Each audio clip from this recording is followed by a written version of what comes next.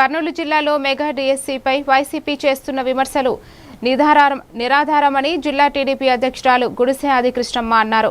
కూటమి ప్రభుత్వం పారదర్శకంగా డిఎస్సి నిర్వహించి వేలాది మందికి ఉద్యోగాలు కల్పించిందని తెలిపారు. ఉద్యోగాలు పొందిన అభ్యర్థుల్లో భయాందోళనలు కలిగించేలా రాజకీయాలు చేయొద్దని, వారి భవిష్యత్తుకు ప్రభుత్వం అండగా ఉంటుందని స్పష్టం చేశారు.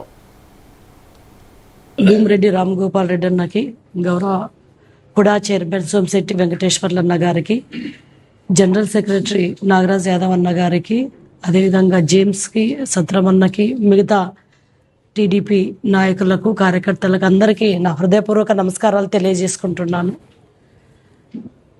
జగన్మోహన్ రెడ్డి గారు రోజుకొక ఇష్యూని లేవనెత్తి దానిపైన వాళ్ళ కార్యకర్తల్ని ఎగదోసి, కార్యకర్తలు నాయకులు రిపోర్ట్ చేయకూడదనే లక్ష్యంతోనే ఈరోజు మా పైన కుట్ర పన్ని ఇవన్నీ చేస్తున్నారు. కాబట్టి ప్రజలు గమనించాలి, అదేవిధంగా నిరుద్యోగులు కూడా గమనించాలి, యువత కూడా గమనించాలి. ఈరోజు ఎవరైతే మాట ఇచ్చారో వాళ్ళు మేము మాట మీద నిలబడ్డాం.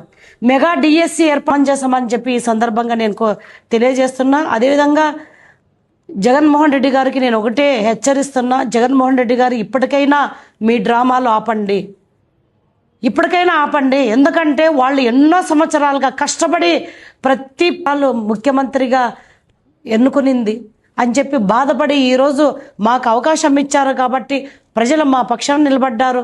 కాబట్టి ఎవ్వరు కూడా ఉద్యోగం చేసే వాళ్ళు ఎవరైతే ఉన్నారో టీచర్స్, వాళ్ళందరికీ కూడా మేము మనోధైర్యాన్ని కల్పిస్తున్నాము. మీరు భయపడాల్సిన పని లేదు, మీరు నీతి నిజాయితీగా ఉన్నారు. మా ప్రభుత్వం కూడా నీతి నిజాయితీగా ఈరోజు ఆ ప్రవేశ పరీక్ష